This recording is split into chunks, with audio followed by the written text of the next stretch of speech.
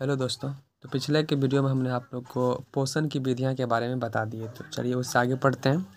आगे है पौधों में पोषण। आज हम इस वीडियो में आपको पौधे में पोषण कैसे कैसे होता है, क्या होता है, उसके बारे में बताएंगे बहुत ही डिस्कशन के साथ अच्छी तरह से। सो प्लीज़ आप लोग पूरा वीडियो ज़रूर देखिएगा। चलिए शुरू करते हैं। तो पढ़ते हैं। पोषण के आधार पर उन पौधों को स्वपोषी ऑटोट्रॉफिक्स कहा जाता है जो अपना भोजन खुद बनाते हैं। जाहिर है कि इन पौधों में प्रकाश संश्लेषण की क्षमता होती है। वे पौधों जो प्रकाश संश्लेषण नहीं कर पाते हैं वे दूसरे पर आश्रित रहते हैं। इस प्रकार के पौधों को दो भागों में बांटा जा सकता है, मृतजीवी और परजीवी। इंग्लिश में बोले तो सेप्रोफाइट और पारासाइट।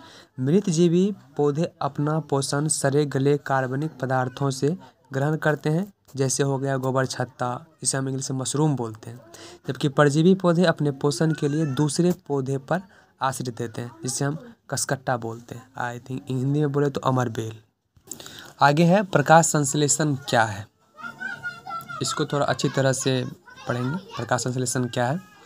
जिस प्रक्रिया के द्वारा पौधे अपना भोजन तैयार करते हैं उस मूलभूत प्रक्रिया को हम प्रकाश संश्लेषण कहते हैं।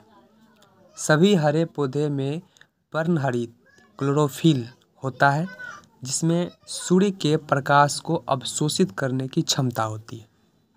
सूर्य की ऊर्जा की सहायता से प्रकाश संश्लेषण में सरल अकार्बनिक अणु कार्बन डाइऑक्साइड और जल H2O का पादप कोशिकाओं में स्थिरीकरण फिक्सेशन कार्बनिक अणु ग्लूकोज कार्बोहाइड्रेट में होता है।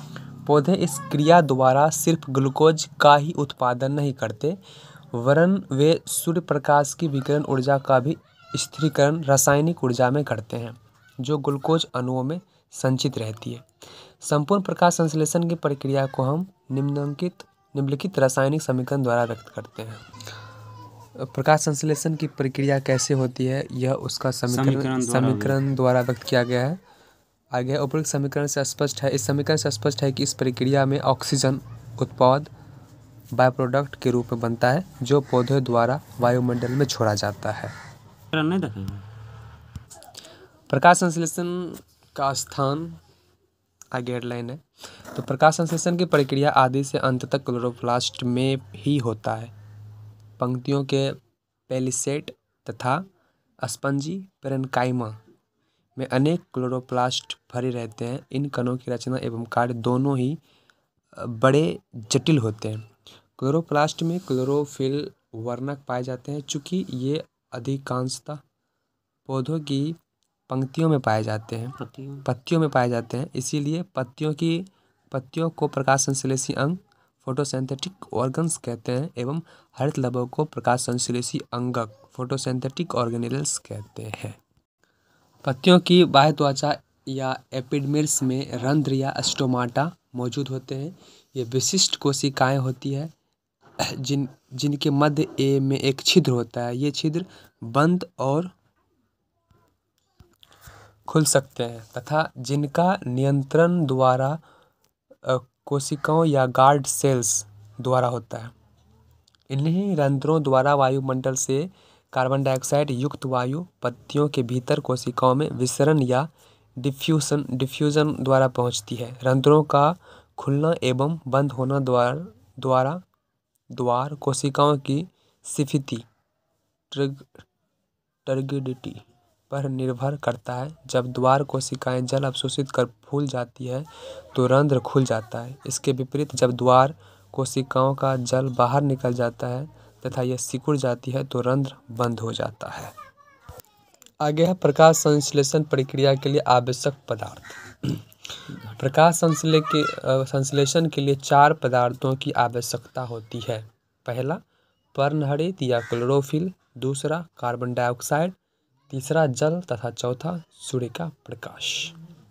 ओके, तो पहला पॉइंट हम पढ़ते हैं पर्णहरित या क्लोरोफिल के बारे में। ओके, तो पहला पॉइंट है पर्णहरित या क्लोरोफिल। हम जानते हैं कि प्रकाश संश्लेषण प्रक्रिया केवल हरे पादपों में होता है, पर वास्तव में पौधे का हरा होना आवश्यक नहीं है, क्योंकि लाल और भूरे रंग के पौधे में भी प्रकाश संश्लेषण प्रक्रिया होती है।